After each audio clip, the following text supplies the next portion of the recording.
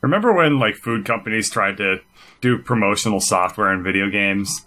Like Captain Crunch. I thought you were about to talk about how food companies did classic versions of all their food. That's true. It's Pepsi Classic. But it's not, we lied. Because all the food... Well, the bottle's classic. All the food is lies. Oh, wow. Don't break the bank on making old school bottles that you probably got from a warehouse. Someone was probably like in a warehouse, like, "Hey boss, what do we do with all these fucking bottles from the 40s? I don't know, put Pepsi in it." All right. I'm just going to say we're podcasting because we're always going to flow into conversations and I'll never have a clean start anyway. And welcome to the podcast. Welcome to Koofcast number 6, I guess. We're going to be talking about Zootopia and video games. And Dark Souls 3, probably? Dark Souls 3, most likely, yeah. Welcome, yeah. None of us even know what number this is anymore. We've all missed 6 episodes. We don't have access to the last files of yet of the previous one because someone's not sending me them. We all know who you're talking about. Oh yeah, Knackles. Yeah. Whoa, man! I wasn't there last time. It's all the fault of the guy that wasn't there. Yep. I can't send files that don't exist, bruh. Why not? I don't know. Because I just like Keith, I don't have time. All right, I don't have time to quick. learn how to make no files. Andrew. Yes. What we need you to do is record about an hour and a half of you responding to us what you think we're saying. No, I was going to say, like, he has to listen to the recordings, find all of the gaps that he can possibly sneak, like, a short little response in, and, like, No, do he it. should totally just sit down for an hour and a half in front of his webcam and just sort of make faces like he's thinking to stuff and kind of pretend to laugh every now and then. No. I'm just picturing him being like, we say something like, "Oh yeah, I remember when he found that secret in Hyperlight Drifter. That thing was pretty cool." Yeah, I was like, yeah, I found it too. It would be cool. the first 20 minutes of every podcast simulator. Like, he would just have to pretend to be at the beginning of a podcast listening while he loudly types. It's funny watching, like, the different chats, and, like, Birds is going crazy, but everyone else is just Bird dead. has the smallest Twitch channel of all of us, and he has the most active chat every time we podcast. This is true. That's crazy. Hey, the podcast does really good on my channel too on YouTube. I don't know what it is. You guys can't see on my screen, but every time I say something, it multiplies like 20 times. I can see it. Okay, you see the twice. That was me trying to, like, double testing it. On mine, it's just Dark Souls 3 after this, but it's the whole thing. And then just Phantom saying... It's breaking for you. Yeah, so Coof, I thought you said I was a mod in your chat. No, you had to say something before he could mod you. Oh, okay. And then you never said anything. I never said anything. That's okay, so before we start, sort of started podcasting or whatever, Andrew was kind of talking about Outlast and Soma. I was wondering if we should just keep going on that for a while. I mean, sure, I barely everyone played hated Outlast and I never played Soma. I was just... So what led me to the origin of my channel, or in the first place, basically, is that I used to do sad games with Andrew and sometimes Joe, and we tried doing Outlast, and Andrew was furious with it in about 3 minutes, like world record for the channel, basically. So I had the thought of like this isn't a fair shake for this, so I decided to play it completely on my own for my own channel, and that led to me having my own channel in the first place. Like, we were playing, I had the realization of, like, this is a shitty way to experience a horror game. Like, I think there was a light on in the kitchen, which is a one room apartment, so that was, like, in the room but off to the side. And we had 3 people talking, and he turned the brightness up like crazy, and he had the volume. That sounds scary as fuck. And he had the volume turned down on the television. Well, like, I don't want it to. I don't want it to, like, echo. So right, because we never had any sophisticated headset thing set up for hearing stuff. So we were, like, still doing the thing where we tried to turn down televisions to make it not echo on microphones. I mean, in the end, it doesn't even matter. Outlast was garbage. Like, it was horrible, man. Like, I'm sick of games that are trying to be Amnesia. You know, I'm sick of horror games where you run and you don't fight. It was fun once. Every other time, it's just been a stupid gimmick. It's because you can't recapture the beauty of Amnesia, right? Again. Because they've totally because they literally tried to with another Amnesia. Yeah. And Amnesia was horrible. But that's the thing, like, because it happened, now everyone has to live up to that thing. and like it's never going to live up to that thing. So I think that fad is done though. I haven't seen another. It's thing. Probably because after Outlast, everyone was like, "Well, this is as close as we're going to get again. Let's just cut our losses and wait for the next big thing." I guess. If you play Soma, you even get the feeling that like the horror segments where a monster happens are almost like an afterthought that they're just throwing in there because it's expected, but then they get back to all their like interesting sci-fi. Yeah, that's why I hated about Soma was that like I was like, oh yeah, there's a threat here, and I kept forgetting by the time the threat would come back. Like the next time a threat came back, I was like, oh yeah, there's monsters or something, whatever. In Soma, I found myself getting happy with the fact that towards the end, like they made each horror encounter briefer and briefer just to get them out of the way. Because like, oh yeah, we're supposed to throw in a new monster here. Here's a monster. All right, bye. Like you escape it once and then it's gone. It's kind of great. Because the scariest thing in the entire game is getting to the ocean floor and being like, oh fuck. Because like for a while the game might as well take place in space for how much the ocean part seems to play in. So you're kind of like, oh, that's fine. Like we're just there's ocean transitions from time to time, but for the most part it's just like you're in a weird sci-fi looking building and scary stuff happens. But the moment it actually does actual ocean floor stuff, you're like, oh fuck, I forgot the ocean's scary. Yeah, now like all of a sudden becomes Abyss, and you're like, fuck, what just happened? You're suddenly thinking about how vulnerable you are. We played a game for Catterday where it was like a sharks versus divers simulator, and that was surprisingly not scary. Like it was interesting. Depth. Yeah. It was fun. I had a really fun time with it, but it was not scary at all. Keith, get over your goddamn fear of sharks so you can play Depth with us. I don't want to. Dude, is this because that game is literally multiplayer jump scares with sharks? You can get me to be like, get over your fear of sharks is something you say like when there's other stuff when there's other stuff in the game. I play video games with spiders, and I'm okay with it. Like I said, when there's other stuff in the games, you can't. Okay, that's a good point. There's not like you never play spider web simulator. How are you I don't reasonably see you playing Shelob the game? How are you reasonably afraid of sharks? Like quantify they're that death for me. missiles with teeth.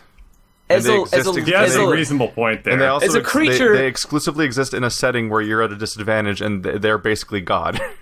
A setting that you find yourself in zero times out of the year for the most part. Yeah, which is why it's a fear that doesn't come up. Like whenever I'm in the water, the first thing that comes to my mind is not "oh fuck sharks." My first thing is like, "Man, I'm really tired from swimming." Like that's the first thought that comes to my first thought, like when I wake up in the morning, isn't like, I'm glad I'm not on a crash course for the surface of the sun or something like that, because I've never been in that situation. I think it's not like I'm afraid of sharks when I go in a pool. I don't know, man. I don't know your life. Because I've been in deep ocean before, and I'm like, I don't want to be here because my body is mostly submerged in a liquid that I can't see through, and for hundreds of miles in every direction, water's clear as shit, and you can drink it. What's so scary? Well, you can't see through water when you're on it, like when you're floating, which is where you have to be to live, because you can't just stay underwater forever. The only thing that's for mermaids. The only thing that's scary about water is it has the potential to ruin my pack of cigarettes. And like everything there can move as fast as a car and is covered in teeth. So unlike most podcasts that start on topic and end in total derailment, this one will just start some trouble getting off the ground and never get there because you can't put a train back on rails. Look, fair enough. To end the shark conversation, just punch them. That's all you got to do. That's all you got to do. You have to aim for the part that has all of the teeth and throw a part of your body into it. Yeah, it's no big deal. It's just the thing's mostly angles and slippery, and you just got to punch in just the right angle to not deflect directly into the horrifying death hole. But here's the beauty. Here's the beauty that sharks have. Here's the disadvantage. You can throw your whole body. Garbage disposals when they're on. to scare them off. Here, because sharks have no way to hurt you other than biting you, which they're very good at. Yeah. So what you do when they're approaching you, that's their entire profile. So what you do is you just try to go around to their butt and just hang out there for a while. What you do is you curve yourself sideways, let them grab your leg, and you just go ham on their face because they can't do anything while they're grabbing your leg. Your leg. Yeah. You have terrible Wow, ideas. so just get These are all bit by the terrible shark, ideas. but only in a part that you don't Who care cares? about. Why Sacrifice should your I leg. You ever can, be afraid of something where the optimal strategy for fighting it is to sacrifice a limb? because you could get It's a just new rational. one, and you could get a new one that's better, made of metal. Like, who We're needs shitty this is flesh one of those legs? conversations. Yeah, let's reel this one in. Not to use a horrible, stupid fish pun, but there we are. This I don't is want to great. get baited. This is grape Oreos. So, All right, so let's talk about video Continue on. games. We want Yeah. to talk about Dark Souls 3. People want to. The audiences are clamoring to hear our opinions about let's Dark Souls hold 3. off on Dark Souls for a bit. okay. God damn it! Yeah. I'm trying to re-rail this podcast. No, Great. we can talk about Zootopia. Okay. And leave the- cool. Zootopia leave the first, potential- fine. leave the That's scary- also on the rails. Because the moment we start talking about Dark Souls, like half the people leave. So That's only if you I've play noticed that. Okay, It's so got the we scary all spoils. we No all one saw wants to be spoiled. Zootopia. Yes, True. Good point. We've all seen Zootopia at varying times. Yep. I saw it about All right. a month ago now. Yeah, it came out about a month ago. Yeah. Came out last month. I saw it 4 hours ago. I saw Well it last then, week. that's one way to watch your homework is right before the podcast. Well, no, a week after the podcast that he was originally scheduled to see it on. So we were Oh, yeah, I talking guess about it's it last true. Week. Oh, We're good wow. at movie club, is what we're getting at here. Yeah. It's okay. This will all work out. So who go- wants to um, start? Yeah, I'll so, talk about it. yeah. First off, just as an overall one sentence thing, great movie.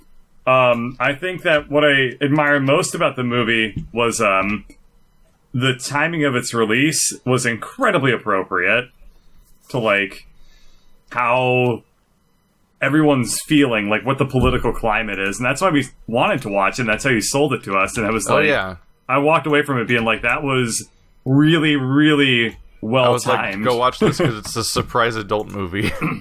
Yeah. Yeah. Yeah, I somebody actually clearly felt is bad saying for a lot of the kids watching it because they probably only got like the jokes and the.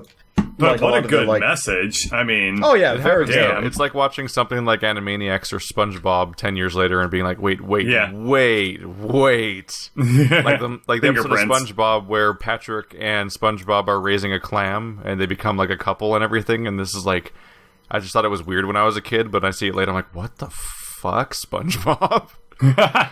Like this. I didn't see this one. It gets but whatever. weirdly adult with like the stuff it starts throwing around. Like it's literally an episode about suburban malaise in the middle of a kid's show. Oh yeah, I think I actually do know that one then. Oh yeah, But at any rate, that's a completely different thing. yeah. Let's But I talk about specialize in Zootopia. derailing. True. yeah. So, I liked Zootopia, but there were also a lot of things that I hated about Zootopia. Go on. Yeah. So, okay, the first thing that I hated about Zootopia was I knew who the villain was immediately. I was not pleased I actually about didn't that. call it. Really? I didn't Yeah. call it until I figured out that people were like they were doping the predators, and I'm like, oh, That's when it made it's- sense. like, but I it- definitely thought it was going to be the By lion. the way, expect spoilers for Zootopia. Yes. Yeah, Expect if you haven't seen it Zootopia yet and you spoilers. don't want to know what happens, we're sorry. Please pause the podcast. But the most come interesting back things like, about it tomorrow. are what happened in it. Yeah. So yeah, the reason I caught on was because I caught on once once they talked about the otter biting the panther, and then the panther became it, and then I realized like, wait, it's only affecting predators. Like that's a really weird thing to happen. And I'm like, not going to lie, I didn't realize that otters were predators. Most people actually don't. yeah. threw me It's- off for a while. Is that- Yeah, I it's thought a- they were- it's a I thought big- they were about it at vegetarians. it's a big deception. I only didn't- know that because otters are assholes. I didn't And, necessarily like, think that they were vegetarians. Even I just didn't register at all that they were predators at first. Yeah. They eat like the world's Like clams. They Yeah, eat they just clams, eat which fish, barely but- register as like a living thing to begin But with they because they're eat made of meat. rocks. So, but yeah. So then once I realized they were attacking predators only, I was like, wait, that's really suspicious. Why would they only attack predators, or why would only predators become affected by this and not like not predators, herbivores, whatever the fuck they're called? What threw me off Right. at first is I thought it was some kind of virus that was spreading, like from Same like here. bites at first, and not like some I sort thought of it was crazy a dumb zombie like, thing. I was Yeah. not ready for Breaking Bad like Mike Assassin to just show up. To be fair, that was amazing. What, the whole Breaking Bad joke? The whole Breaking Bad thing was awesome. It was so well done. The references were very, very quality. Like, Disney always does good references, though. Yeah. But this honestly, one really blew it out of the park. It was awesome. My favorite was the Frozen throwback with the Duke Weaseltown thing. That was really good. Did they have like a whole bunch of like Pixar movie references at one point? And like jokes about them? There was like Frozen, there was well, that's Disney, not Pixar. Yeah, it was like Disney Pixar, like all of them. Yeah. Oh yeah. Kinda. They're just mocking like all they work on these movies for so many years that like that they were working on the script of this thing already when they made Weaselton in Frozen. Well, yeah, because I mean they're on a damn treadmill. They have to pump out a movie every 2 years. Oh, yeah. It's the Assassin's Creed situation of like except they're inspired, but the thing where like they have so many parallel projects that it's hard to even conceptualize what it's like from the outside. Right. Yeah. I would say kind of another problem with it is it is somewhat kind of hard to quantify how the world is built. Because the crazy fantasy land. Yeah, like they don't really do. They don't do a very good outshot. Yeah, like when it goes like from regular city to like hamster city, and I'm like, wait, where the fuck is this hamster city? Like, is there literally just like a huge section of the city blocked off just for hamsters, or like I don't. I'll definitely give you that. That being said, that appears to be how it works though, because like when you see the city from up high, you just see it divided into entire quadrants based on different ecological locations with ridiculously expensive-looking machinery somehow making them have those different climates. And so, like, I really like that. The implication is that each region is also split up into other subsections that are like that climate, but for different types of creatures to live in. But I think one of my favorite moments. Infeasible. Yeah, one of my favorite moments in the movie was when Judy was on the train and she's going into the jungle quadrant. And there's this really beautiful, like, surrealist moment where you have these, like, sprinklers on the edges of the tree branches. And, like, I really... Like, that stuck out as, like, a particularly, like, artsy thing to me, but it worked really well. And it's just, like, it's so surreal, but it just worked within the context of the fact that it's a children's movie and it's a cartoon thing. I really liked that moment. Like a good one interesting thing is that, or I guess not a bad thing, but one thing that really did take me out of the immersion real quick was when she initially goes on the train. There's like separate doors for each species. And I thought that was really interesting, based on height and stuff. But then when she leaves the train, she uses the main entrance. And I was really upset by that like she didn't leave through the smaller door. She left with the big door where all the big animals were. And I was like, isn't that just fucking impeding the big animals? Like, why are you being rude? This is a fucking rude thing to do. I mean, she went up into the top part, though. That's part of her character, though, is that thinking that she doesn't have to deal with almost say it's symbolic. Well, yeah, it's symbolic of her joining the police academy in the first place. But then why would she get onto the train using the small door and not the big door then? She's leaving her... Wait, she got on with the big door? And she's leaving... Yeah, no, she did. Big life. She got on and off with the big door. No, when she got on... It was a medium door. She went through a medium door when she went on the train. Yeah. I mean, it was definitely way bigger than her. Yeah. A little bit, yeah. Yeah, but it wasn't like the big animal door. But the idea with the tiny doors was that it was just spaces for really tiny animals to live in, because they could actually go into a tiny little cabin that was not a huge place with huge seats and everything like that. I was thinking about this during the movie and it annoyed me. The hamsters have like elephants walking over them. That must sound just completely thunderous. Just like it's gotta sound like the apocalypse to the hamsters. Because like their little entrance was obviously like the lowest. And, like, all the other compartments have to go over them, otherwise it's not going to fit unless you have them, like, in tubes in the walls, which really isn't that much better. So, like, you just have the dude. Can you soundproof against an elephant? Like hamster-sized soundproof cushions? Like... I don't know, man. They built a Zootopia. There's another thing. Actually, I thought it was really... I like the fact that it doesn't work. Yeah, I was going to say, I think there's something incredibly ironic about calling something... Utopia, and then also necessitating a police division, or even just the idea that like there's all these little elements that like they're like a bunch of stopgaps and a bunch of like quick immediate ways of solving little problems, but of course they don't quite work. And so like it's symbolic of actually how like generally government actually kind of tends to work, where they create a bunch of policies overseeing a bunch of things, but there's always a degree of separation between what creates policies and where they actually get implemented, and people interpreting implementation and stuff like that. So like it leads to situations where like you have someone putting a giant ticket on a car that's smaller than the ticket, and it gets swept away by the ticket, and then dumb things like that, because like it's like inherent chaos and diversity and life just functioning just ruins any sort of overreaching systems. But then everything works anyway. Like stuff doesn't, because just people collectively try to make it work. Yeah, it's like real life works that way. It's like we function in a society that inherently doesn't make sense, but we just sort of plaster over the gaps because that's how things move forward. Yeah. So like the game, so like in a weird way, like the movie is realistically unrealistic because life. Like it's fun to look at. It's fun to look at how societies work in movies and be like, that doesn't quite make sense and that's dumb. Why would they do that? But then like our entire, like you watch like Last Week Tonight on any given week and you're like, why does our life work that way? And like you're like, I'm seeing plot holes in real life. Wait a minute, that's not how that works.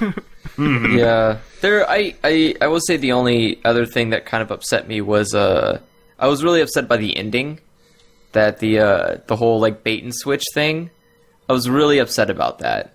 But what's the bait and switch thing? The bait and switch where it's like you think that she shot him with drugs, but he actually like switched it with blueberries. I was really upset. Very over the top. It was so fucking overt. Like they basically were just like, oh my god, all these blueberries. What will I do with them? They happen to be the same color as the medicine. Like, I was like, fuck you, come on, Disney. I go like, you're pulling this whole fucking like racism thing and this whole diversity thing, and then the very end you cop out and you're like, oh god, I wonder what could happen next. I hope he doesn't get hit by the drugs. And I was like, oh my god. It's actually like an age-old thing with all of old Disney films, really, and even a lot of the Pixar films, is the first third and the second third, like those chunks of the movies are both great in their own rights, but every single time there's always a villain that has to be taken down at the end, and it's always kind of boring. Yeah. I can see that. I'm actually trying to think of the last time. Yeah, the villain usually does facilitate their own demise. I'm trying to remember the last Disney movie where the villain actually took themselves, or like, was taken out in an interesting way, and I'm going with like Mulan. Because Frozen, there was no real villain, and as soon as they figured out who was the bad guy, they more or less owned him. I guess both of them. Tangled, it was just some shitty old woman and two, like, thugs, which, let's be honest here, shitty old not woman. Exactly... Don't leave my house! Oh, you little fuck! I would say probably the most interesting villain in a Disney movie is Toy Story 2. What? Really? What? I don't know, man. Who was the villain in Toy Story 2? There's the Prospector. Yeah. Oh, the Prospector toy who wanted to be like, yeah, okay. Basically enslaving people for your own gains so that you can maintain some sense of importance for yourself and your own little world order, so you step on everyone around you. What about Cruella de Vil? I don't even remember what she was doing in that movie, but I just remember she wanted like all the Dalmatians so she could make a bitchin' coat. Yeah, that was also it. I just made a glorious pun and I totally didn't intend to. I'm sure there's some Disney villain that just dies in a really satisfying way because they're just big and beastly and cause all the problems, and then someone just straight up kills them, and that's the end of the movie. I would say Beauty and the Beast. How does Quasimodo end? Yeah. But Gaston isn't really a villain, he's just a dumbass. He's a fucking villain! How is he a villain? All he does is he just wants to like hunt shit so he can get laid. No, how is that a bad thing? He doesn't even want to hunt. He wants to fuck bitches, and that's it. He only hunts because that's how he gets the bitches. If he didn't have to hunt, he wouldn't do it. How are we disagreeing right now? Because what I'm saying is he's a villain because he went out of his way to fucking to kill somebody just because he couldn't fuck this one girl. Like, that is the most villain thing ever. Like, Gaston was the reason why Belle's father disisappeared to begin with. Oh, yeah, you're right. I forgot he was a prick. Gaston's a villain. Gaston's a villain. Now I remember Scar gets eaten alive by hyenas. Yeah. Yeah, that was kind of just... But that was, like, totally Simba facilitating it, because, like, he tricked him into, like, outing himself, and then kicked his ass. Yeah. Like, Scar probably would not have gotten eaten by hyenas if he hadn't just gotten, mauled and then kicked off a cliff. Yeah, it he was got fun, kinda... though, because he was, on one level, he created a fucked up world of his own design and then got consumed by it, but also he died by a horde of animals the same way his brother did. Yes. Facilitated by family again. Yeah, I guess the thing that always bothers me with Lion King is just, like, the naming of the characters. Like, it just, I don't know, it just really upsets me. It just really upsets me that, that parents were like, okay, you're gonna be like you're good Mufasa, guy. you're Scar. Scar. It's like who would do There is that? something to be said for names being a little bit too poetic. Like, it's really annoying to read, like, fantasy novels where it's like asterisk scholar for like a wizard, like, smart person, and like nefarious Kilgore for like a and villain. It's like really, you gave birth to something, or like you're nefarious Kilgore. It's like you're So apparently Scar's name is Taka. Somebody named dude Darth Maul in Star Wars. And do you know what Taka means?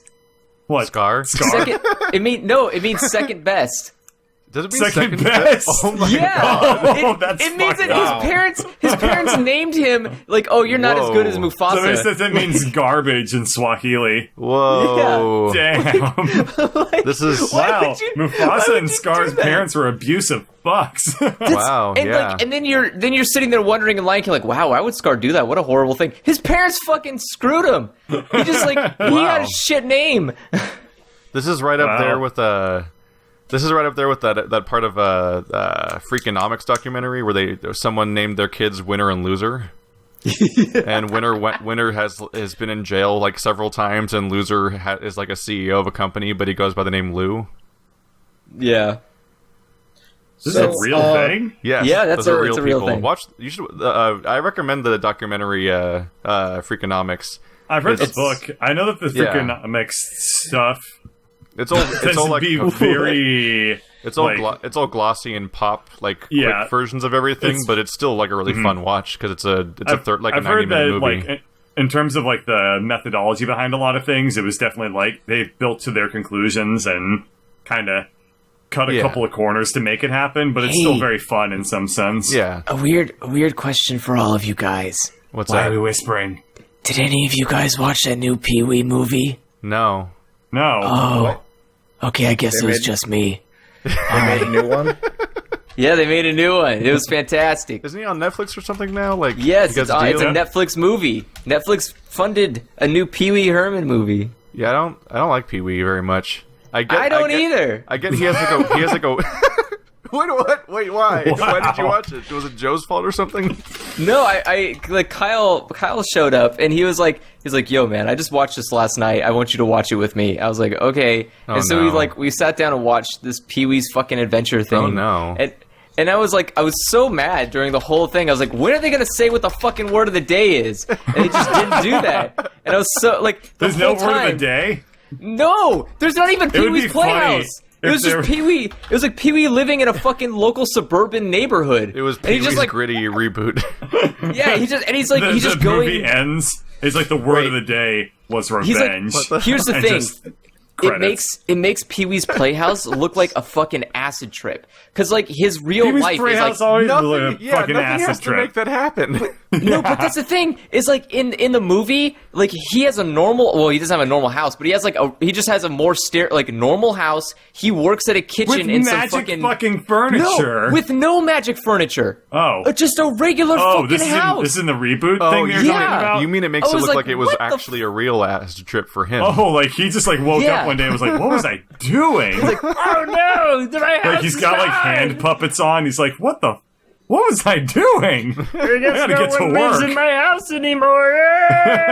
Like, it was so He has an obnoxious. ankle bracelet on and like several other things. It's just like, So here's a real question because I genuinely don't know. Was Pee Wee's Playhouse ever meant for kids ever? Yes. Because I know it was really Yeah. popular for stoners. like as No, adults, it was like but I don't know if it was okay, ever it's not actually a that- kid's show or if it was like There's a a difference. pretend kid show. Pee-wee's Playhouse was made for kids. What's it called? Banana Splits was made for stoners. Like, Banana Splits was 100% made for the Well, highest it's because they had community out there. furries, dude. I have no idea what it's this a is. bunch of fucking also high people in suits running around doing jackass stunts. Like, Oh, I kind of want to watch this now. Oh. I've never heard of this. are you serious? You've never seen Banana No. Splits?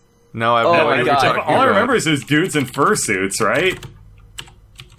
I never got that Yes, they're far. in. I don't Well, think I've they're heard the in. title They're before. in like they're in fursuits, but not like furry suits. They're just in like really shitty mascot suits that And they they're must just have doing like. jackass stunts. Yeah. Like they go to the mall and like push each other over like benches and shit or something.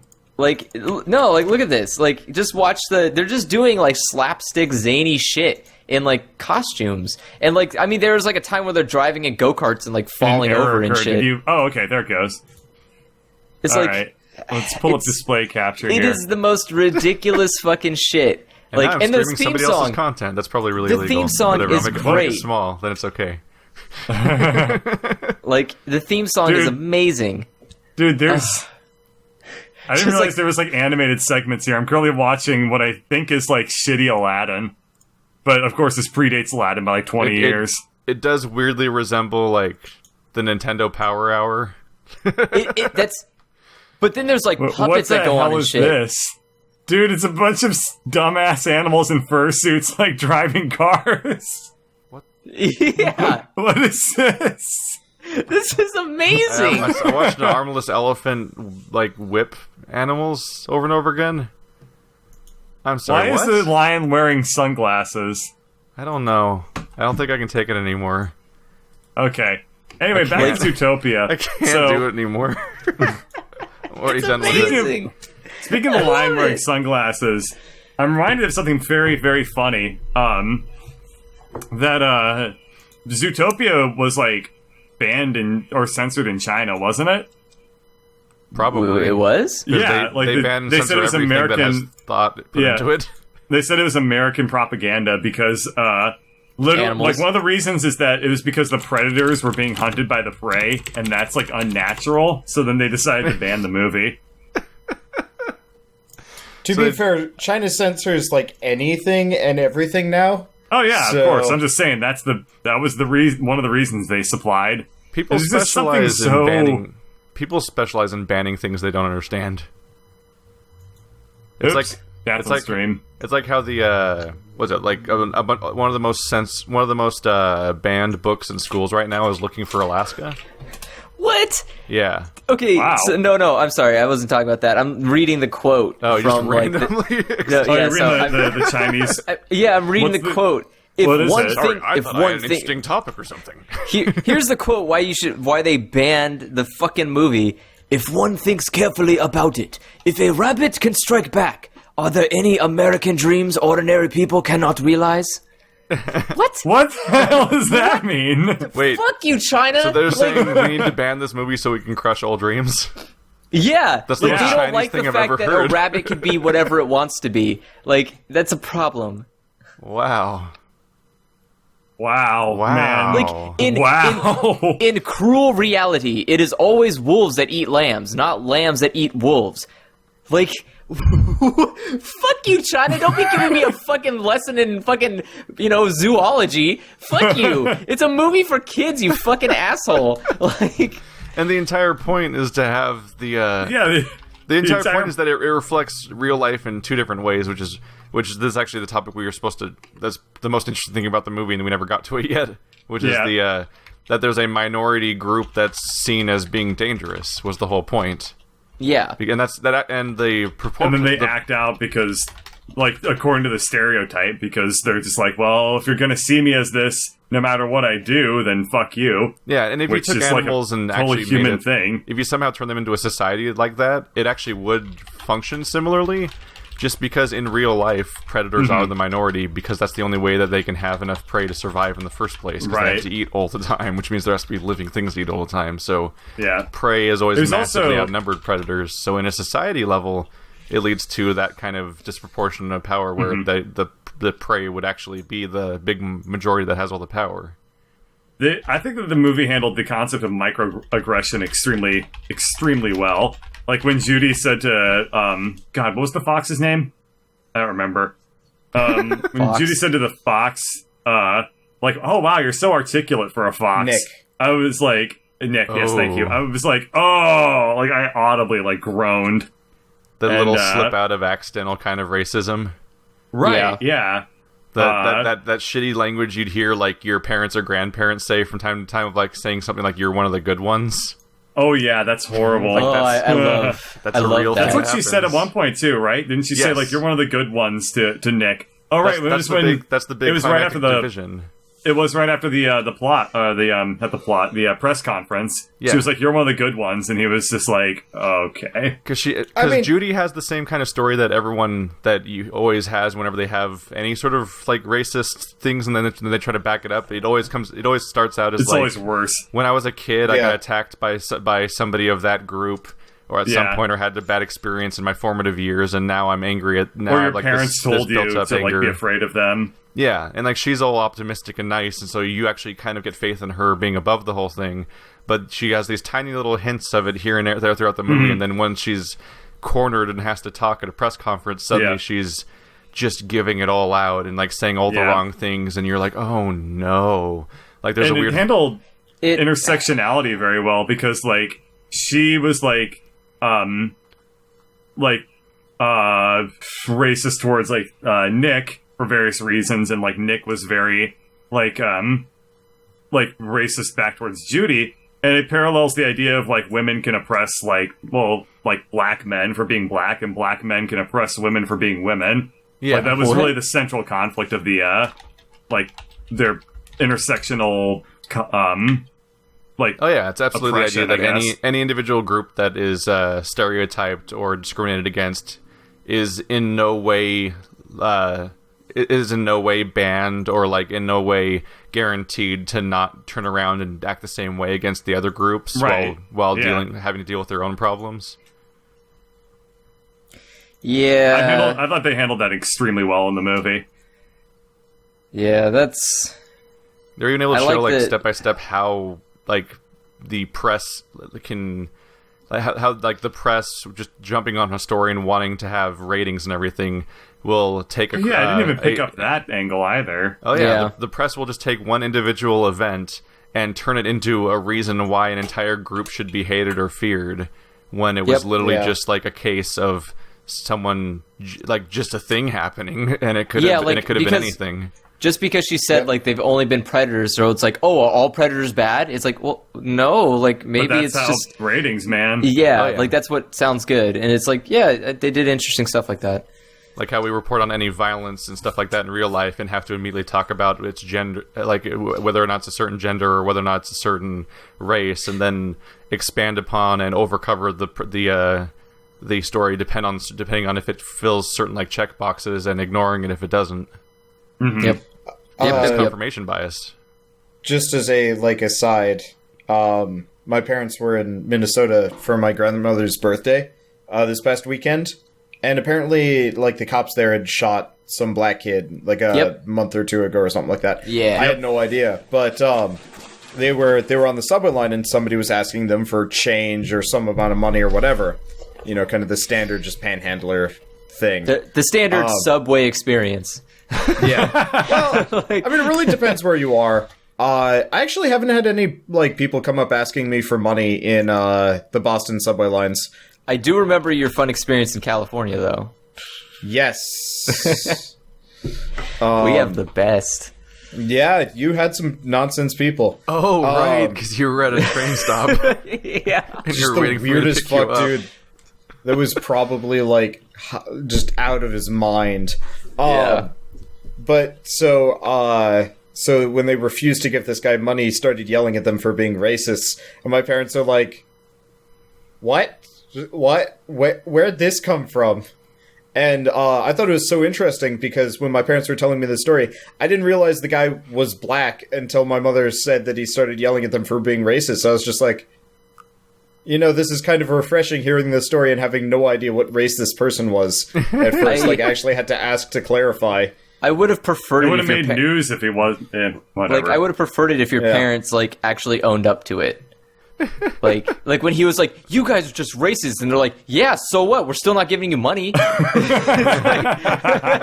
would be an interesting reaction. Just done. Because what does he say after that? Like, well, fuck. An interesting strategy.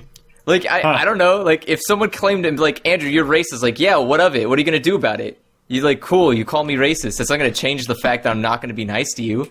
Like, people calling would be me out totally doesn't caught off change guard it. about what to do about that because all the racist people think they're not racist. Exactly. So if anyone says they are racist, now you don't know what playing field you're on.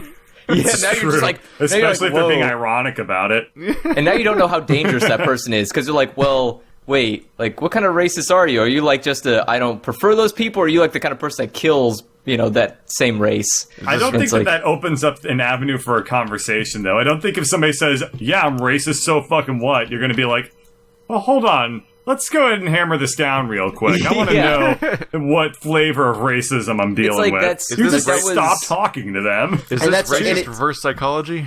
It is. To be fair, this is also Minnesota, so like practically Canada. Nobody would ever say any of this stuff. They were just surprised that somebody would be confrontational enough to even call them racists. Valid point. They used to not have people within 100 feet. Like that's also valid. Like honestly, that's the best way. If you don't want to go to jury duty, do that. Like, no joke. I did that. I did that when I had to go to... There's an easier way to do that. Oh, yeah. Claim you're racist. When I was on jury duty, there was like 20 racists. Yeah, that's what I did. I haven't got called back to jury duty in like 6 years. All you gotta do, if you don't... First off, you can either choose not to vote. That's one way to not get jury duty. The other thing that you can do is just say, if I'm called to be in this jury, I will annul it. And they will be like, okay, we can't have you. Yeah, if you try to, like, if you say that you want to do jury nullification, they don't want you on the jury. See, I got so lucky because the case was two black people having an argument over property ownership, and I was like, I just walked in, and I was like, damn, you just say, like, I hate black people. I walked in and I looked at, like, half the jury is like African American. The defendant, I was like, man, I don't belong here. I don't like any of these people. And they're just like, you need to leave. And I was like, I'm out. Ran. Well, yeah, then because even it was tough because even the bailiff was black. So I was like, with every single podcast we ever do, we establish just how much more of a piece of shit Andrew is than we thought he was the previous week. What did you think? I'm the worst thing that exists. Like, you think Trump's bad? Like, I would be the worst thing to hit America. Like, I was on jury duty on a child molestation case, and every single person just said that they thought that he did it. Oh, I thought you were going to say, like, and this is how I got out of it. I said, I love child molestation. No, I got out of it by sitting politely in the corner until they said I could leave because I never got called. I had the experience of. You want to know how I get out of jury duty? They took so long. I don't vote. Yeah. They took so long to go through the list of people that we had a lunch break and had to come back later, and I was there all the way up until the end of the day, and because they kept eliminating each other's elected jury members basically. So I'm just sitting there. Get the most money on the first day though for jury duty. I think so. Yes, but I was just sitting there on a bench next to my high school history teacher and just waiting. And it was just a weird day. Yeah, it was Mr. Cole. He was sitting next to me. What? He was just a high school teacher just sitting next to me. We're just waiting to be called in this child molestation case. And God, I thought it would be. It would almost been funnier if it was Mr. Testerman who was there. Because he has knocked. I'm actually. Wait. Oh no. Let's not get into that. Because he's the one who was a child molester. No. No. Let's not talk. No. I'm actually. Maybe we shouldn't. Yeah. You don't want to say that. You don't want to say that word a few more times. Zootopia. Let's go back to that again. Yeah. I'm disappointed there wasn't child molestation in Zootopia. Okay, shut up, Andrew. I was watching a Zootopia, and I'm like, if there was ever a Disney, series to actually be turned into a TV show, I think this would be the one I'd be most okay with. No. But the plot line was such have you seen, most Disney If this was a TV show, they would completely destroy the thing that was good about it. And it would just be a really boring adventure show. It would just be like animals being like, let's be animals in a crazy city. So it would just be Judy and Nick going on daily cop adventures. It'd be going on bonkers. cop adventures. It would just be Bonkers, the animated series. Done. There you go. It's like a regular Men in Black animated cartoon. I'd be down for that. That was actually It was a Man in Black animated cartoon. Yeah, it was terrible. awful. I'm referring specifically to that. The one where they invented a the sidekick animation character. was weird as fuck. Yeah. The animation was super janky. Yeah. It was the 90s. It all looked kind of crap. I guess I'm taking this from the perspective of I saw the Guardians of the Galaxy animated series, and that is like the worst. Like one of you guys mentioned it, I think, and I looked it up, and I'm like, oh yeah, damn, this really is like the worst. I made it through one episode, and I almost didn't make it through the one episode of Guardians of the Galaxy because it was just so bad. It was terribly paced, and the action was they throw you directly into a mission with no context, and you're just dealing with characters with annoying voices, and half of them, you realize immediately just how boring all the human-ish looking characters are, and how the only likable ones really are just Groot and Rocket once you're in animated form, because they're just a character that does action stuff once you take them out of that. Once they're not played by a funny wrestler anymore, you're just like, oh, Tattoo Guy's just boring. He's just a guy with muscles that sometimes lifts something up. And then Green Lady is just it's like a walking and talking Ambien pill. These are the protagonists of the show. It's supposed to be fun interplay between these 5 characters, and I'm like, all right, there's Rocket and oh shit, this is 20 minutes long. It. Fuck, it's going still, and it's and it's weirdly fast for how uninteresting and nothing is kind of happening. And it's there's no setup to the characters at all, and it's just action segment for 20 minutes straight, and then it ends. And I looked at I took a look at the AV Club's TV reviews of that series, and they're only going lower as time goes on. So I generally to not like continue. the AV Club reviews. I chose for to not pretty much continue everything. that series. Yeah. They're one of the only places that I really go to, and I feel like they really hit the nail on the head with their reviews. Although I do find that the AV Club tends to be very generous towards Doctor Who, because sometimes I watch an episode and I think that was awful. Well, and I'll go on the AV Club and it's A+. Here's the thing about Doctor Who, is everyone who still watches it is inherently generous about it, because all the stuff that would turn people off about it would make them not watch it anymore and not review it continuously. That's a pretty good point there, and in general, stopped watching Doctor Who a long time ago. The thing about TV reviews in particular, especially after season 1, if you look at if you talk about any show ever with anyone else, you'll almost always hear them say that, oh yeah, it really dropped off at this season or something at some point along the way. But if you go to Rotten Tomatoes for any television show, the scores actually get higher every single season, and that's because it takes effort to keep watching a TV show you don't like, so everyone who doesn't like it at first starts dropping off, and it quickly just segregates into just being the people who like the show still are the ones that are reviewing it. So reviews of television are inherently more positive than movie reviews. I never thought of that. Unless you're like me, who's committed and just keeps reviewing it badly every time.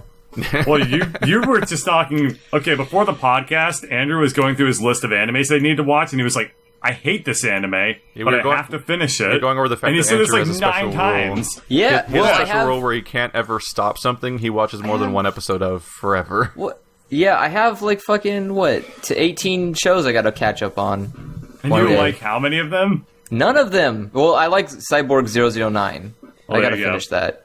But everything but everything else I really don't want to finish at all. But you gotta do it. You gotta do it, man. I don't want to finish. I don't want to finish Yuri. You don't have to do it though. You really don't.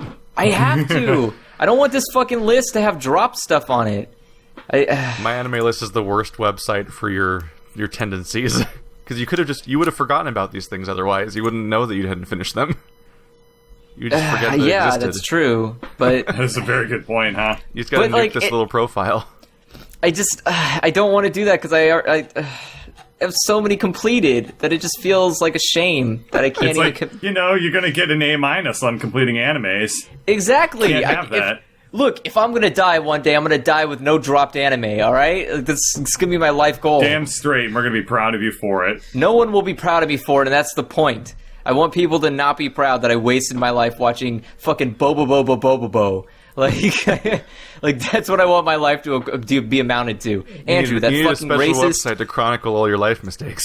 Yes, exactly. I just want people to remember me that I'm that horrible, racist piece of shit who wasted his life watching crappy anime. Like, that's it. That's my goal in life. And I can't achieve I think you're on your way, man. I think you're on your way. I am. I have 200 and something. It's like how achievement hunters have all these like badges of shame on their like Xbox Live history of like the games that they've completed, and they'll never go away. Like because they played like, Silver Surfer 2 or whatever the fuck.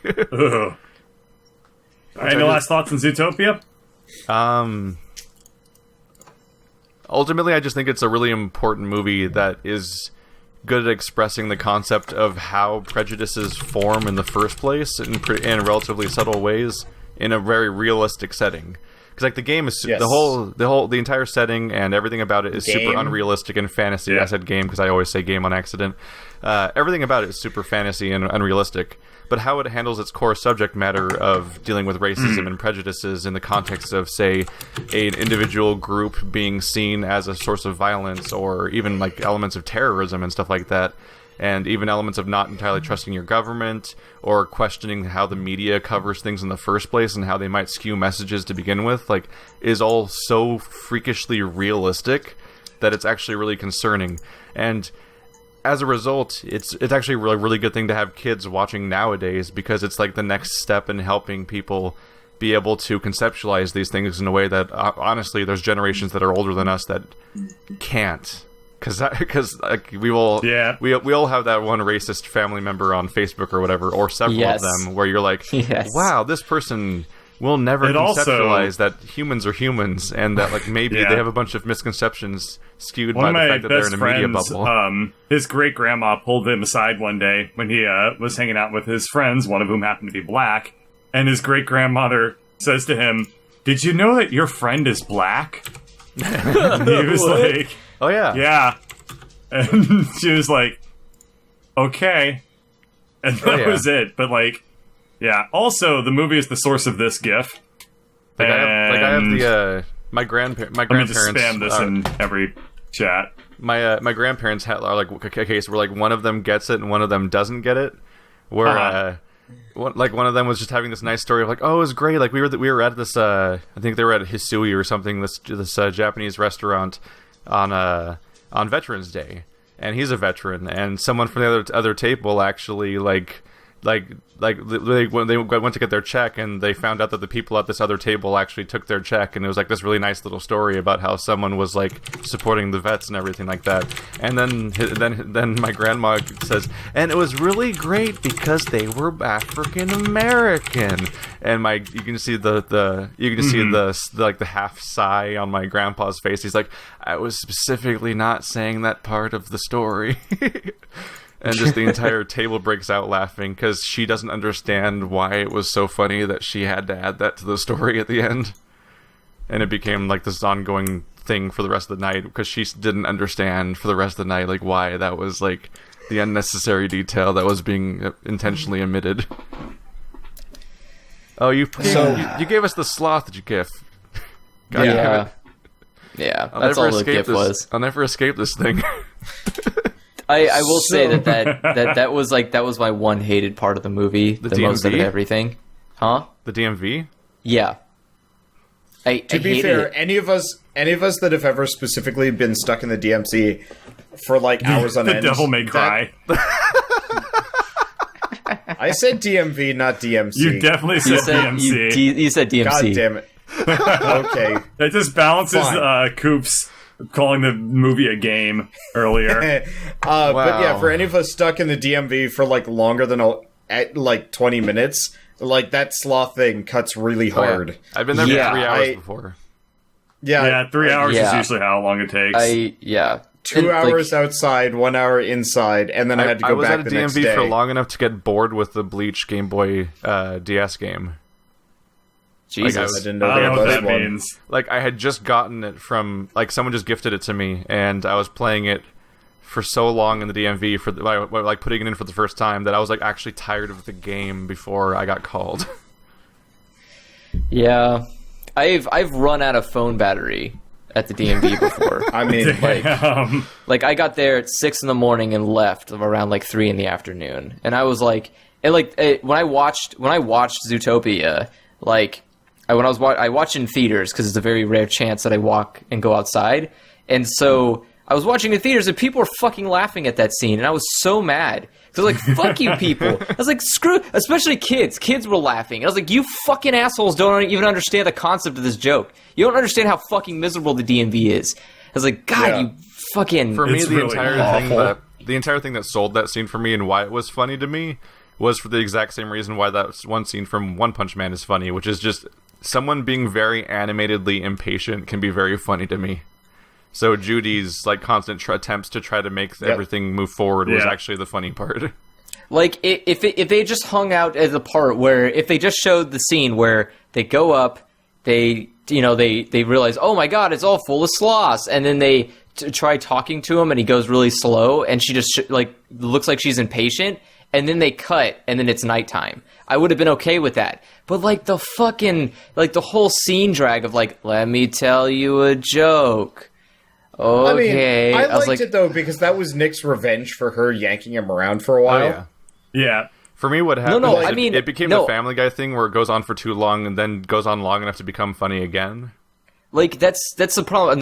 Like, him telling the joke was okay, but when the sloth was telling the joke to the other girl, he I was only like, said 2 words to her, and then it cut. Yeah, that was actually the specific moment that sold it again for me, because I was like, okay, this is going a little too long, and then it's like, oh no, like, they're screwed when he starts telling it to other people, and it's gonna, like, a joke's gonna go around this entire group of people that moves in slow motion. I'm like, oh, they're fucked. And it was the perfect time to cut, and then it cut. I'm like, yes, okay, that was right. It just, So, Dark Souls 3. No, we should all argue about how to be a good director and editor. no thanks. Dark Souls 3. We need to workshop this exact Shut scene up. until Dark it's Souls perfect. 3. Dark Souls 3. Dark Souls 3. Okay. So what are your thoughts on Dark Souls 3, people who have played it? Which, Well, Andrew, you didn't first say of all, much Andrew, have during you played it at all? Zootopia. I tried. I've you never, guys keep talking over me. You know what? Fuck it. I'm going to start talking over you guys. Shut up, Andrew. If Keith goes back and like looks at the footage, there will be points where I like start saying something and then one of you guys takes over, and I'm just like, all right, I'll just sit back. It's always hard. Yeah. Okay. Did you have anything to say about Zootopia? I did, but it doesn't matter anymore. Did we cover it already? Did we talk? Shut up. Did we talk over we're you done. and Zootopia is you? dead. It has been killed. Let's talk Dark Souls. So now that we've gonna have played a resurgence in 10 years when all these kids see it again and realize how different what was actually being told to them. No, it'll have a resurgence in like 5 years when they come up with a sequel or something. Aww. Yeah. They could call it Zootopia. Oh no! On the list of things that God. could be ruined by sequels. Yeah. Oh Yeah. no! Maybe race relations will get even worse by then, though, and they'll have more material to work with. What if it sells as many toys as cars, and then they have to make it shitty?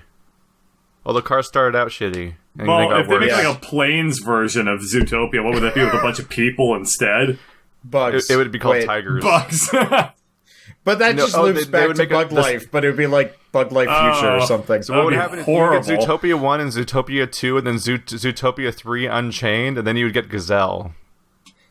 Oh no, the Gazelle spin-off That's how direct-to-TV boardrooms movie. work. That's how they plan this shit. The direct-to-DVD Gazelle spin-off. No. Conceptually, it'd be something I'm that putting the should be brakes direct back to DVD, on. but you know this is getting bad. I also Yes. want to discuss Dark Souls because we've been going for an hour and 14 minutes, and I'd like to at least discuss Dark Souls for some amount of time. That's only because you started So- recording early.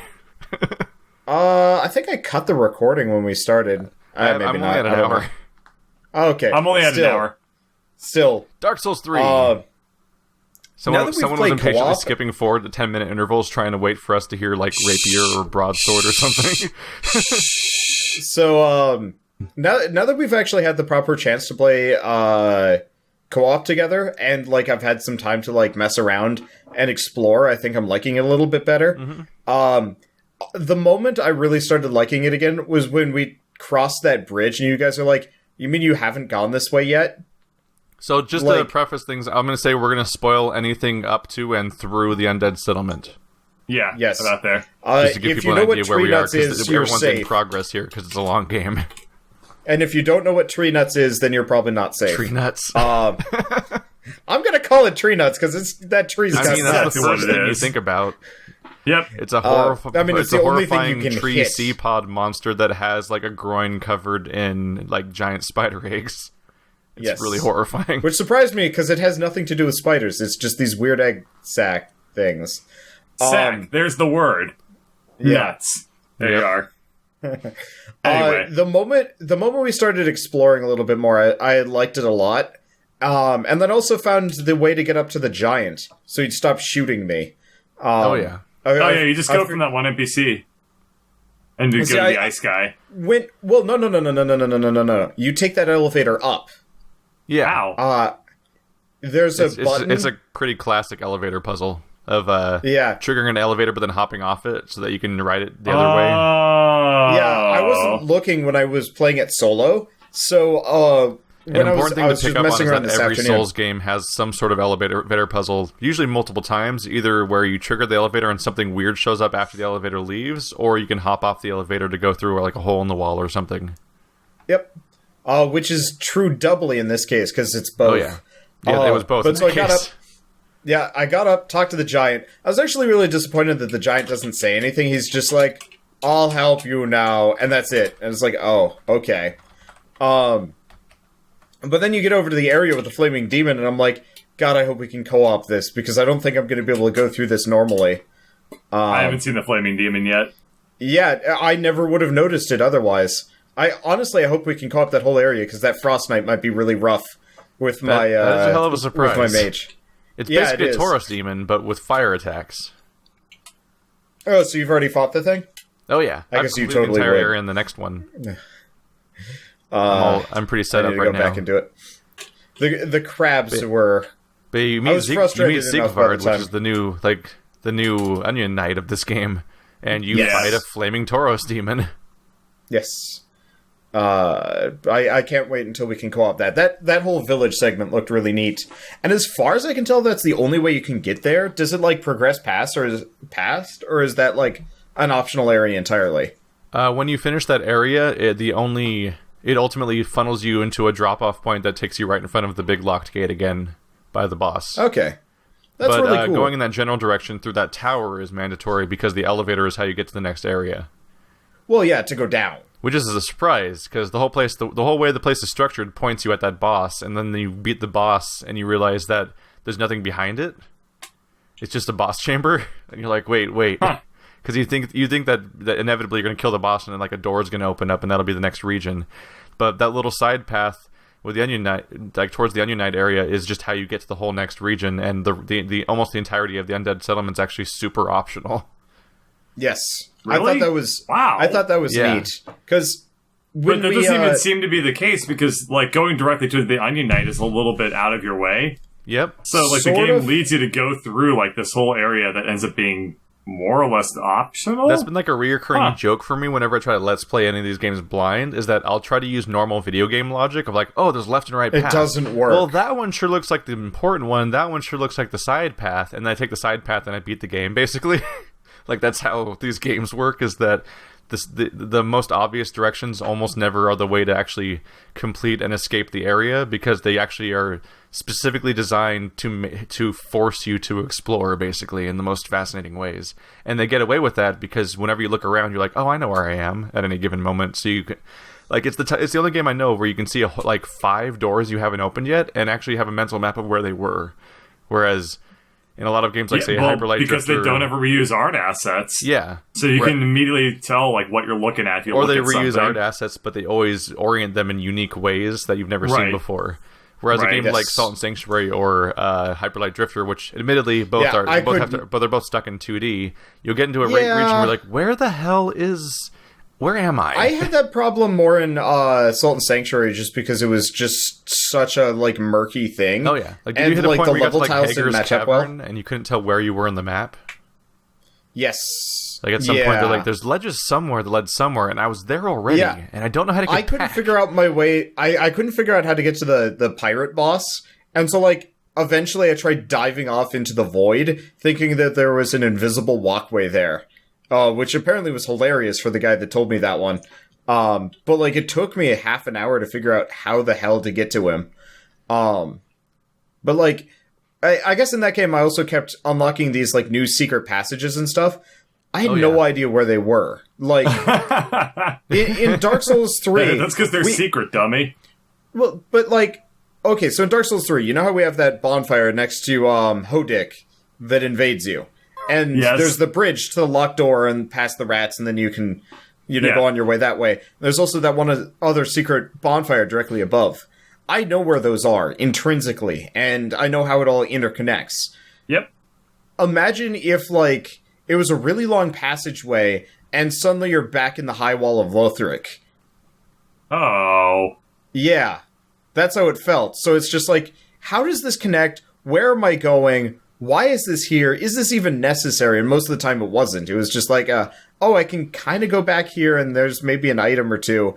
And apparently this was a shortcut, but it seems really redundant because all I want to do is get back to the shrine, which was the other way. You know what's funny is that I really liked Dark Souls 2 because of how, like, intertwined a lot of the levels felt. And it'd be like you walk from Majula through, like, a little hallway and you wind up in, like, Hades Tower of Flame. I've always said that was, like, one of my favorite things ever. And, like, after playing Dark Souls 3, I realize now that, like, that level design was completely schizophrenic and nothing really made sense. You also realize like, in Dark Souls 3, it's so cohesive. You also realize, like, how, like, in Dark Souls 2, it was all connected. That made it did feel like a continuous space, but it was so segregated that none of them were none of them felt next to each other. Whereas in Dark Souls 1, you go through the Undead Burg and the lower Undead Burg, and you might not think about it at first, but the lower Undead Burg is seriously just right below the Undead Burg physically, and you can look up and down and see the other level from there and go up and down with shortcuts and stuff. And you're like, holy crap, this is all connected. Or like the moment, really halfway through Bloodborne, you feel like you've gone so far, and then you climb a ladder and you're by the spawn point at the beginning of the game, and you're like, what? Oh, I know what you're talking about. These games can fuck with you when you realize how they're laid out because of how interconnected they can all be, and it's that sort of level design is incredibly complicated and hard to pull off. I will admit, I enjoy the fact that it's done that way, but I really did like it in Dark Souls 2 that you could take multiple routes through the game. I feel like that vastly improves replayability. Because I remember, Keith, the one time you and I tried to do like co-op with Radiant or whatever, and we decided it was Radiant, right? One of those failed series. Yeah, and we decided to go. We played with Spider, and we were having trouble making progress. But then we realized that if we started playing with somebody else, we could make it fresh content by just immediately going to the zones we hadn't covered yet with Spider because we had access to them. Yeah, I really liked that because it just kind of made it interesting. It's like, if you want to go to the Hades Tower of Flame and completely skip the last giant up until the very end of the game, go for it. And I actually really wanted to do a playthrough at some point where that happens, so we all just walk in as level 100 something or others and just ruin the guy. Stomp Hades Tower of Flame. Yeah, like how we wail on those knights, just go up and just start hitting him for like hundreds of damage, and it's just like, oh, you're overpowered. What on earth is this? I will admit, for Dark Souls 3, I don't like I those just knights. In chat the vertical hand-painted map of all of Dark Souls 1. Yes. That just shows how amazingly connected the entire thing is. Because the entire thing is just a there big it all pillar. is. Yeah. So the one thing about Dark Souls 3 is that we're so early in it that we can't really comment on how open it is, really. Yeah. Because like, it Dark does Souls feel a lot more 1 linear. started out being pretty closed. You could technically go to the catacombs and New Londo if you wanted to have a terrible time, but you're pretty much stuck going into the Undead Burg. Did I ever tell you about the first time I tried playing Dark Souls? You went to the graveyard, didn't you? I went straight to New Londo and couldn't figure out why the hell I couldn't do anything. That's documented on YouTube as my first Let's Play ever. It seems so obvious that's the direction you should go, because through the spookies, and then there you are. I didn't even see the pathway going towards that, like, aqueduct that you walk through. I had no idea it was there. So after that, I tried going through the graveyard, and the big skeleton just killed me, and I'm like, don't think so. Yeah. Like, I started off playing Dark Souls with Anna and Andrew on Sad Games as our first ever, like, multiple episode Let's Play period. So we were totally inexperienced at doing Let's Plays and totally inexperienced with Dark Souls. And the game's famous for being hard, which kills your interpretation of whether or not what difficulty scaling is supposed to be like. Yeah. So we tried like 10 times to get through the graveyard area, and they're respawning, and I tried running through it, and I tried doing all these different things to get past it, and it didn't seem possible to deal with it. And then we found New Londo Ruins afterwards, which was even worse. Yeah. And after like an hour and a half of playing, we turned around and like, oh, there's a weird path that goes around the corner, like that leads to the aqueduct, which is like actually like the least obvious direction of the three, it seems. Like, thank God the elevator doesn't work at the beginning of the game, or we would have gone there first too, because we found those NPCs first too. We would have been to the Undead Parish, which technically wouldn't be that bad, but it would be pretty bad. Easier than New Londo. You'd still fight a rapier parrying character, which would be pretty brutal. Yep. But yeah, like the thing about that is that functionally Dark Souls 1 was pretty linear at the beginning, and you were most likely going to have to go in a specific order. You could kind of break the progression a little bit by having the skeleton key, but if you didn't have the key, you had to more or less go through a series of relatively linear locations. But then how easy is it to sequence break in Dark Souls 1? Like, you can kind of break a little bit, but then, like, it's probably so hard that you can barely do anything when you do it. In my playthrough of Dark Souls 1 on my channel, I'd already beaten it before, so I specifically tried to mess with the sequence. And I do know that I did... I know I did 4 Kings in episode, like, 14. Mm-hmm. So, like, I did 4 Kings before going anywhere near Sun's Fortress and stuff like that, for example. So you're able to sequence break pretty substantially. Yeah. But thing still about kind of within Kings, a whole bunch of stuff that was in the same relative chunk of the game. Like, you didn't skip, like, end game content and then loop back around for, like, middle game content. 4 Kings is end game content, technically. Because it's one of the big... Because the whole point of the game is that it has a relatively linear setup. Then you get the Lord Vessel, and you can go in forward branching paths in any order you want to, and then you do the final boss fight afterwards. And I did, like, for context, let's see, 13 was Covenant of Pretorius, episode... Yeah, like, in episode 11, I was killing Chaos Witch Quelaag, for example, which is, like, one of the first bosses you have access to. He's right directly under the main base. And then, like, 2 episodes later, I was killing 4 Kings, one of the last bosses of the game. Because you can mess with the sequence by... I believe in this case, you can... If you kill Sif, you get the ability to fall in the hole without dying. Because he gives you the Covenant of Artorias. And there's an NPC outside of 4 Kings that's supposed to give you an item after you show them the Lord Vessel, but you can also just murder that NPC and just get the item that gives you access to 4 Kings. And then you just jump in the boss fight into one of the hardest boss fights in the game way too early if you want to. 4 Kings was a nightmare. Yeah. And I think that was actually the boss fight that killed our Dark Souls 1 playthrough. Oh, yeah. Because I was co-oping that with Spider and OG Nerd, and yeah. Yeah. 4 Kings is the one boss more than anything that makes me makes me nervous about playing Dark Souls 1 again. Yeah. But I know just from experience that I build up these idols or like these totems of like scary bosses in my head from my past experiences, but then I play so much Souls game in between that suddenly when I go back, like I go and kill that snow area in Dark Souls 2 in my first try, or I kill Fume Knight on my first try. And so I'm like, what if 4 Kings is a joke when I go back? I don't know. It's been like 2 years. They killed me repeatedly. Like, they killed the 3 of us repeatedly, and it was a pain in the ass because, of course, it was Spider and OG Nerd who could never take anything seriously. So, like, we could just never make it there. And then afterwards, just out of sheer curiosity, I decided to try it myself on my character. So I just helped them. So it would speed things along. I did it in one shot. Like, it was really easy, and it's just like, oh. Then again, that boss specifically is really hard in co-op, so that, like, made it worse. But, no, like... Oh yeah, there are specific encounters that just kind of shit themselves with co-op. If they're overly scripted and gimmicky, like, things get weird. Yeah. Like the idea of trying to fight Lud and Zalin simultaneously because he did co-op. It's like, they have bonus hit points, and they're both there together simultaneously, and one of them will enrage. I guess I was already used to that from, Fat Man and Non-Fat Man. Well, that fight's always the same no matter what, though. Except for the part where killing one of them, whoever you kill first enrages the other one, but the co-op doesn't affect that fight. Yeah, but like just from the perspective of like, oh, it's just 2 bosses at once. Okay, I'm used to this. Even if it's hard as dicks and you have to deal with horses the entire way there.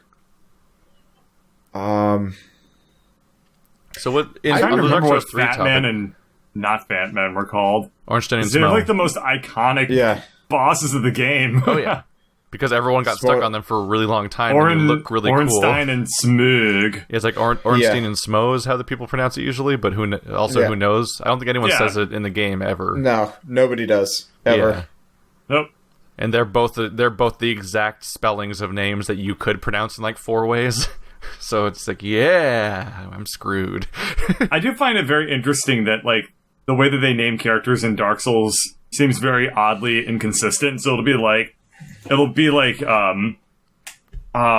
like a weird Tarantino remix of Western mythology. Yeah, it's sort of like that. So it's like you'll have a character who's named like Arthurius of Astaroth, and then you have another character who's named John, and they're like neighbors. They're best buddies. Yeah, like Ornstein and Smug, and then to get to them, you have to go talk to Joanna from accounting to get the key. Or the Ulysses and stuff like that. It's just a translation and a localization thing, but it still like strikes me as really funny. I really wish they'd stop being so coy with like the plot and the backstory for all of these games, though. I kind of agree. I really want to know what's happened in Dark Souls 3, and it feels like they just gave up, almost. Like, in Dark Souls 1, you kind of know that, like, this kingdom's fucked, and you're here to, like, kind of break out, because you start in a prison and whatever, and there's kind of a mystery going on. Dark Souls 2, it's like, alright, this was a kingdom that got, like, ruined, and so if you go to, like, the Forest of Fallen Giants, it kind of loops back on itself and you see the story, and, you know, there are some NPCs talking about it, and whatever. 3 just feels and then like... you go back in time. That's a big plot thing. That helped a lot. Demon Souls, like, the main kingdom that's kind of like the main story thing, is literally going to shit before your very eyes. Like, that happened maybe days prior to you showing up on the scene. It's literally an illusion. Yeah. Yes. Which they reuse in Dark Souls 1 with the queen, or the princess, or whatever. Yeah, you're right. Because she's an illusion. Because all the Dark Souls games are very self-referential, too. They like to recycle ideas a lot. Could be worse, could be Fire Emblem. Yeah, it's like it's like The Flash with time travel, or Star Trek with multiple dimensions. Yeah. Like, there's just things they keep recycling because it's just part of the thing now. But I will say, you get to Dark Souls 3, and it's just like... Huh? You don't know what's going on. Oh, yeah. The fire's going out. Go get the guys to go light the fire instead of... It's like you're trying to convince the guys to do their job properly. So far. It's true, but I don't get the feel that, like, you don't know about the giant feel. war that much in Dark Souls 2 until, like, you're 75% through beating the story. That's a good point, but, like, it did feel like there was a little bit more immediacy to the plot. Yeah. Early on, like, you kind of get a feel that things have happened. Like, these games like to fuck with you over time, though. Like, yeah, Dark Souls 2 like, eventually had crazy memories of you going into a dragon's brain or stuff like that. And Bloodborne has a moment where you find the actual physical copy of the Hunter's Dream in the real world, and because you've been in an illusion version of it the entire game, and you're like, wait, there's a real one here too that this is based on, and like there's elements of that usually in there, and there could be some crazy shit going on later in Dark Souls 3 we don't know about. Turns out that the kingdom was invaded by katana wielding maniacs. Yeah. Just like neckbeards wielding katanas that were just like we're gonna take over now. Like the best we know about Dark Souls 3 is, as far as I can tell, they've been continually relighting the and it's important to know that this game is kind of framed as being like the end of the series, so it's supposed to be wrapping things up in some way. And so like the idea is that they, throughout all the 2 games we played and like countless other versions that we never would have played, they've been continually relighting the fire over and over again, and it's been getting harder and harder to do that every single time. And so as best as I can understand this early in the game, it seems like we're trying to reunite the 4 Lords of Cinder, which I think are all previous chosen undead, like they're all previous video game protagonists basically that have already lit the fire and consumed themselves in the past. and we're supposed to try to bring them together so that all of them combined can hopefully light the fire again one last time, because they're not able to do it the old way anymore, is my best interpretation, because I get a lot of that from like talking to the guy that's sitting on the throne. Yeah, there's one Lord of Cinder. Find the dude on the throne. There was like some chick that doesn't want to talk to you. Oh, you guys never want to like. Oh, you guys don't know what the story is because you didn't talk to the character who tells you the story. I couldn't find her. Yeah, there's in the Firelink Shrine. There's a bunch of thrones in that room. Yeah, one of them I walked around, looked at all of them. One of them has. There was not a person. One of them has a little burned guy just sitting in the throne. Bullshit! I looked. He's been sitting there the entire time. Bullshit! I looked. When we do our next co-op session, it's on if you want. And you're facing all the thrones. He's on your left. He's either the far left or second from the left, and he's like right there. Okay. He's a weird little. That might explain why we don't think there's much of a plot. Yeah, he's a sad little. Skipped it. And the thing is, you have to find him because he's the character that you give the item to from the tree boss to enable you to trade souls for anything for bosses. He's your boss item vendor, so you have to find him sooner or later. Okay. But he's like sitting on one of the left thrones. He's really small because it's like he's got missing limbs and he's all burned up and shit. But he tells you about the other lords and why you're looking for them. And the names of all the lords are on the backs of the thrones. It's like you're trying to bring them together to relight the Firelink Shrine. I mean, the killing of the first flame one last time, like Gwyn did. I guess the one thing I'd say about like Dark Souls 3 versus like 1 or whatever, Havel.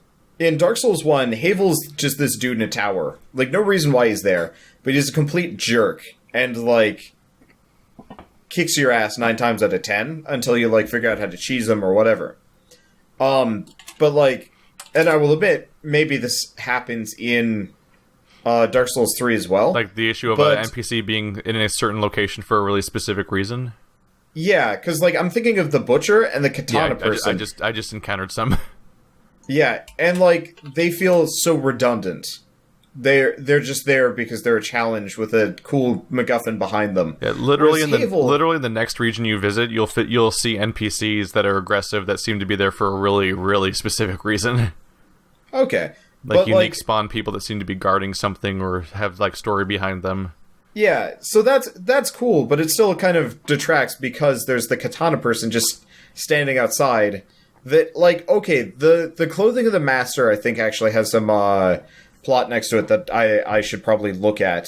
But the Butcher specifically was the one that stood out to me because there was no reason why the Butcher should be there, like to begin with or ever, because it's just like this person that kicks your ass near a bunch of birds.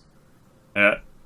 There was this one part where I saw a dog near a corpse, and it looked like the dog was eating the corpse, and I was like, yep, there's a reason that dog's there. Well, that dog was probably barking at the ember that was like right there.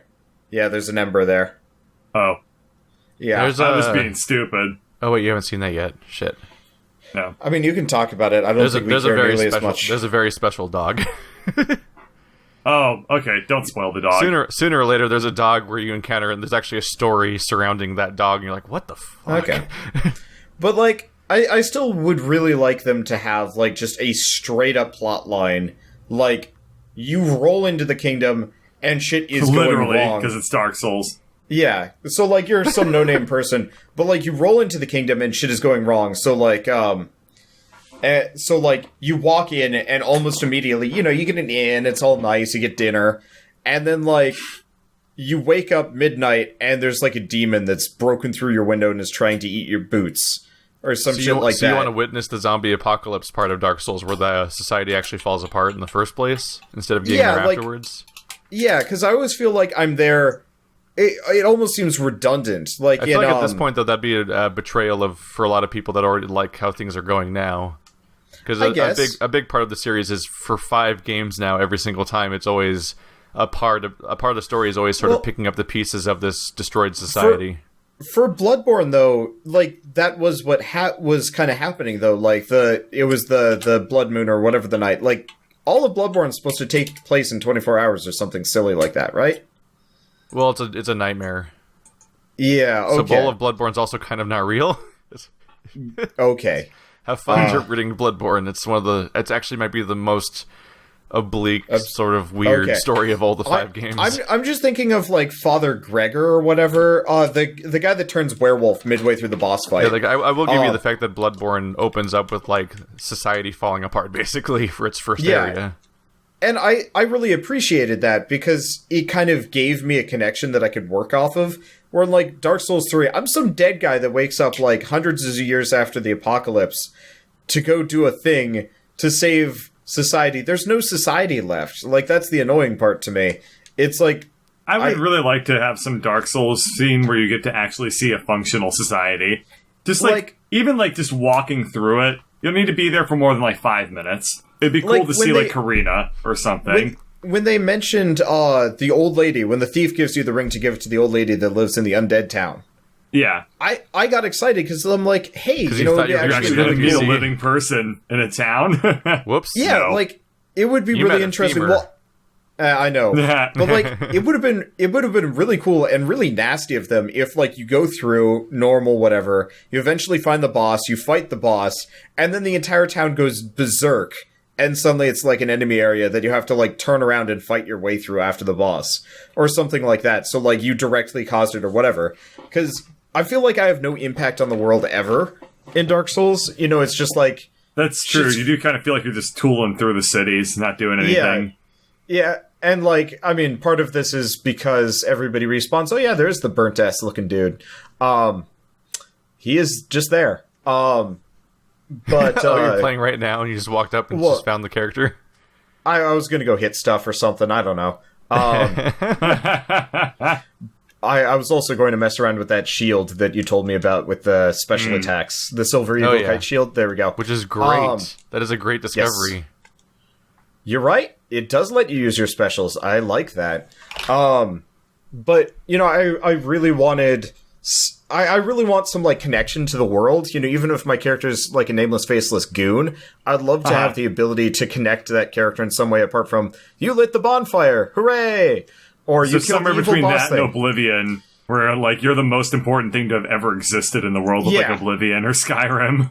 Yeah, and, like, I kind of wish the world almost moved as a result of my actions, and that it doesn't. You are the one moving, the rest of the world stays static, and I don't like that.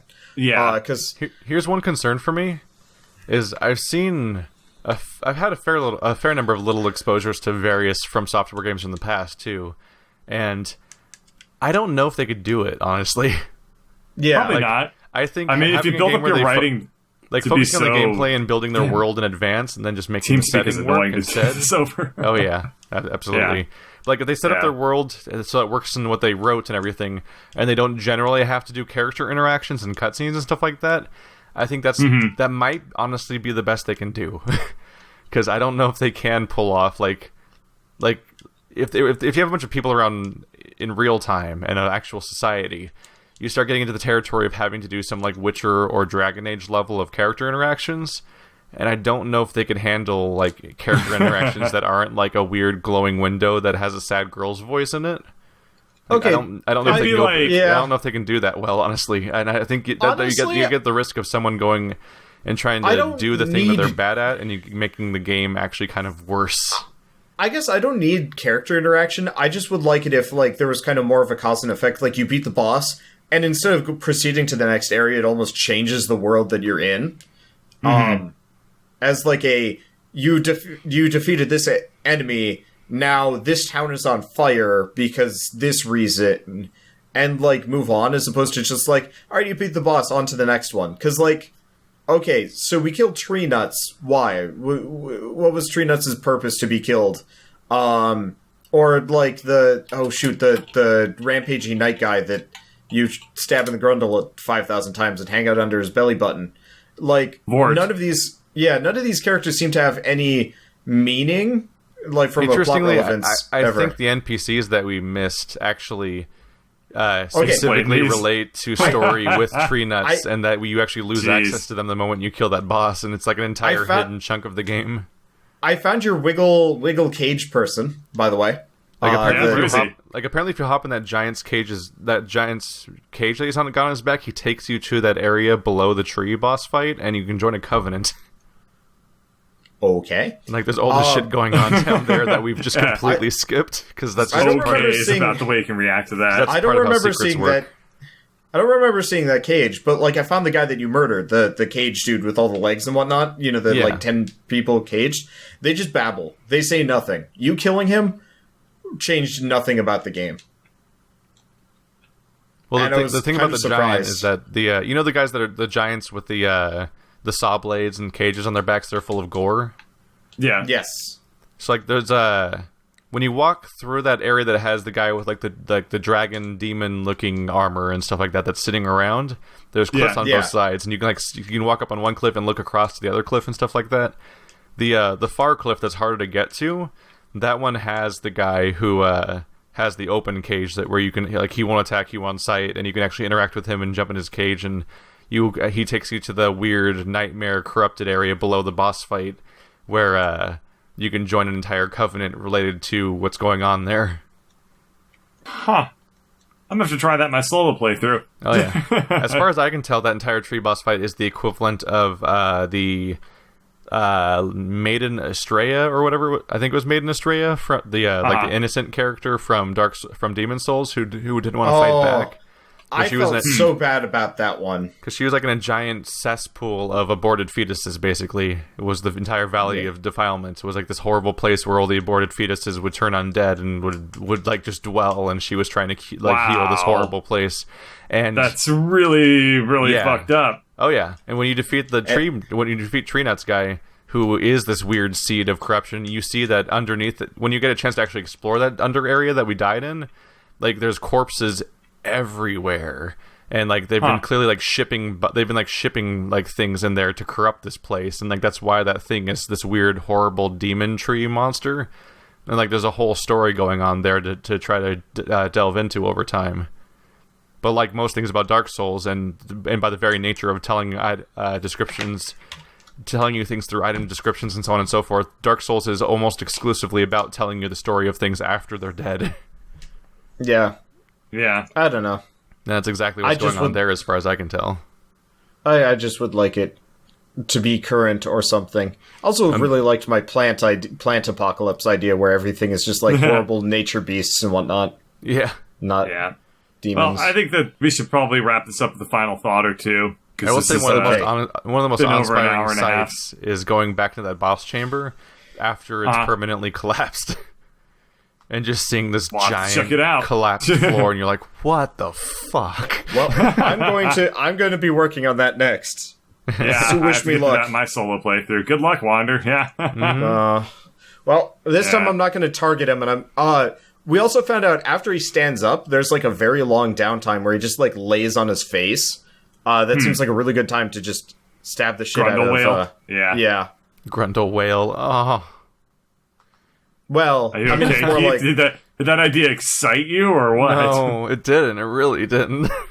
It just sounded like you were like, Grundle whales. The fight is so unnerving. Heath has some very bad memories of Grundle-based stimulation and whales, yeah.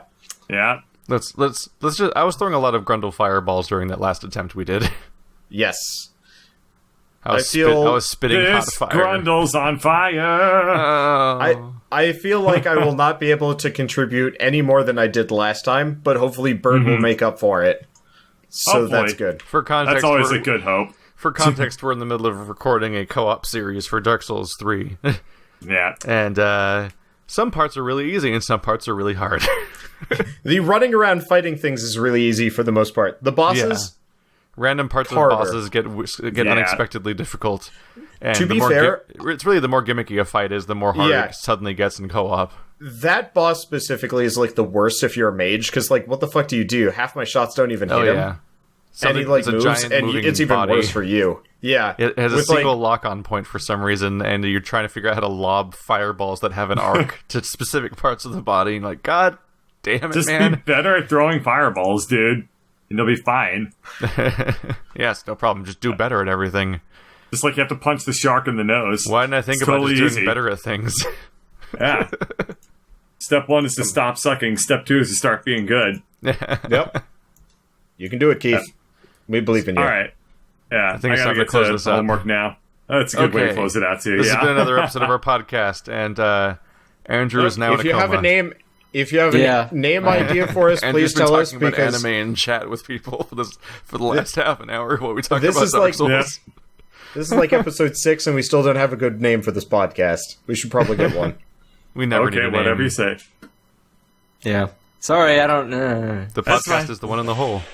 There's nothing to talk about with Dark Souls. Like I don't play the game. I don't know shit about it. I just whatever. We did kind of leave you in the dust there. That's fine. It happens. Yeah.